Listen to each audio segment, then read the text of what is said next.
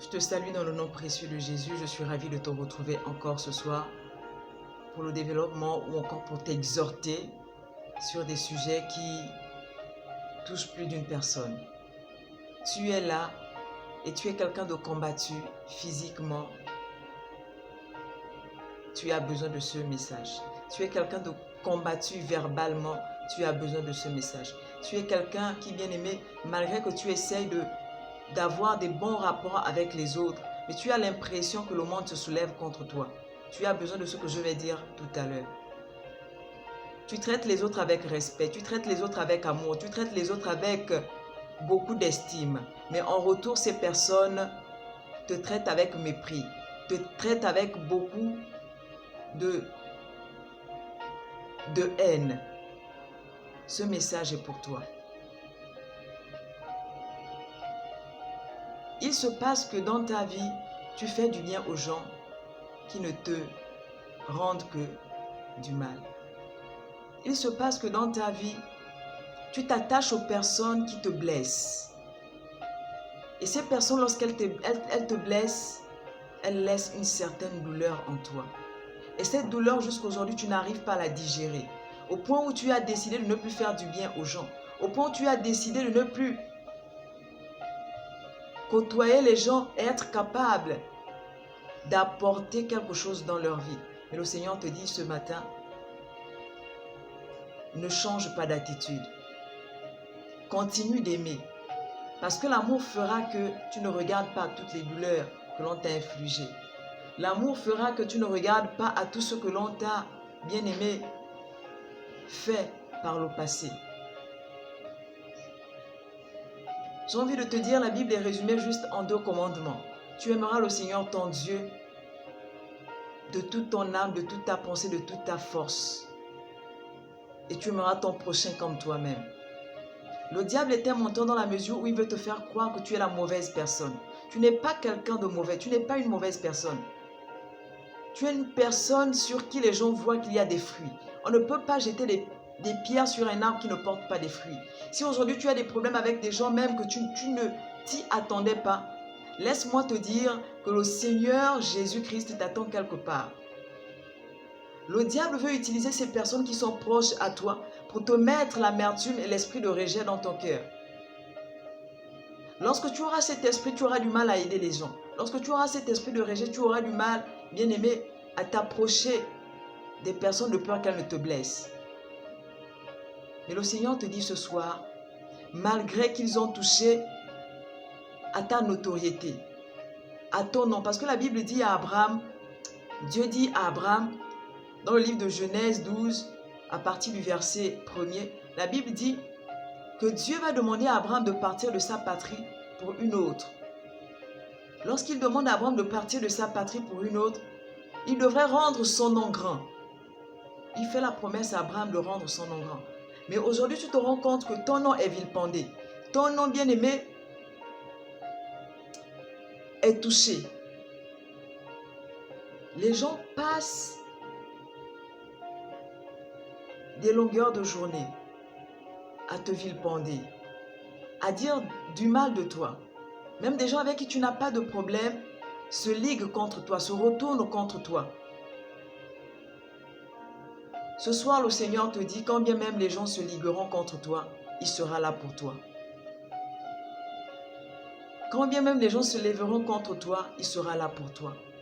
Ne crains point, car il est l'Éternel, ton Dieu, qui te viendra en aide. Il est l'Éternel, ton Dieu, qui va toujours te secourir. Même si tu es dans le feu, il sera la deuxième personne dans le feu avec toi.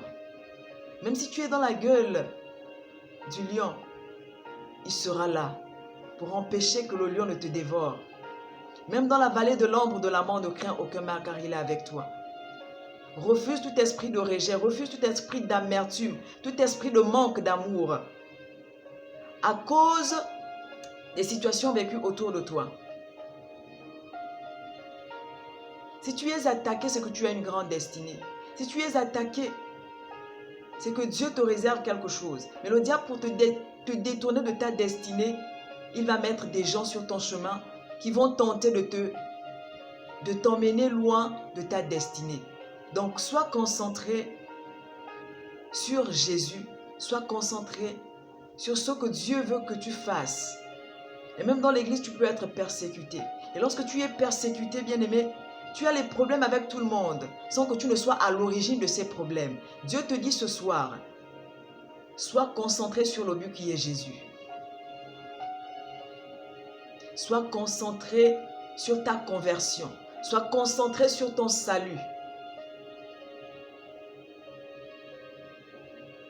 Refuse toute amertume. Refuse que les douleurs se propagent. Arrête l'hémorragie. Arrête toute douleur qui grandissait dans ton cœur. Parce que lorsque les douleurs sont là, la haine peut se développer. Entre-temps, Dieu t'attend à l'amour. Jésus, quand il vient, il dit, je ne suis pas venu abolir la loi, mais je suis venu donner un sens à la loi. Dans le livre de Matthieu 5, il est venu donner un sens à la loi. Il est venu accomplir la loi. Alors que dans le livre d'Exode, la Bible me dit que la loi condamnait, mais quand Jésus vient, il dit, moi je vous dis d'aimer vos ennemis. Dans la loi, on vous a dit œil pour œil, dent pour dent, mais moi je te dis, aime tes ennemis, aime ceux qui t'ont persécuté, aime ceux qui se sont levés contre toi.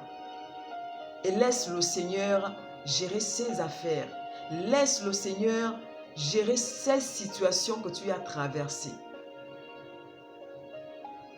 Si tu fais confiance à Dieu, il va te secourir. Si tu fais confiance à Dieu, il va panser tes blessures. Si tu fais confiance à Dieu, il va te relever. Il va te restaurer. Et même ton nom sera lavé. Parce qu'il te dit ce soir qu'il rendra ton nom grand. Il te dit ce soir qu'au travers de toi, des nations entières seront bénies. Au travers de toi, des générations seront influencées. Mais toi, sois concentré. Ne sois pas loin du but. Ne passe pas à côté de ce que Dieu veut que tu fasses sur cette terre. À cause de ceux qui veulent t'empêcher de courir. Continue de courir. Tu es un athlète. L'apôtre Paul a dit qu'il était heureux parce qu'il avait achevé la course. Il a pu faire le bilan de sa marche avec le Seigneur. Toi qui n'es pas encore chrétien qui m'écoute, Jésus est le chemin, la vérité et la vie. Sois sur ce chemin pour être capable de rendre un bilan positif demain à ce Dieu qui a fait que tu puisses exister, à ce Dieu qui t'a appelé à l'existence. Je bénirai toujours ce Dieu merveilleux.